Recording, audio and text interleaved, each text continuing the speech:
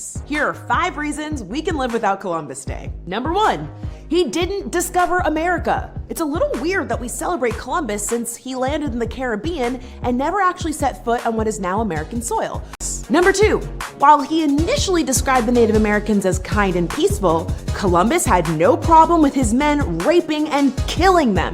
There are horrific accounts of Columbus selling Native American women and young girls, along with brutal stories of his men killing and torturing Native people and even babies. 3, in addition to raping and pillaging the indigenous communities, Columbus ended up enslaving countless Native people and forcing them to mine for gold.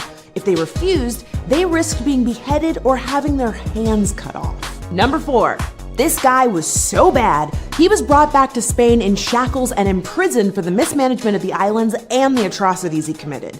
An account by a slave owner said, "Such inhumanities and barbarianisms were committed in my sight as no age can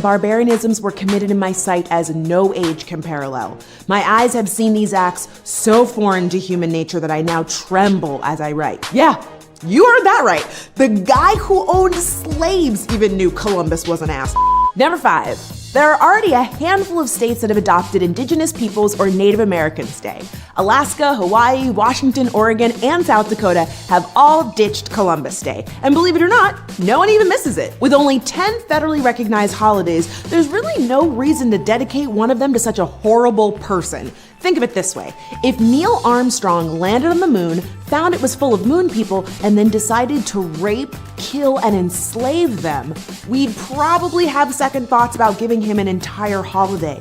And moon people don't exist. Getting rid of Columbus Day isn't going to change our nation's horrible history, but whitewashing the past and glossing over the terrible things he did to the indigenous people is pretty awful.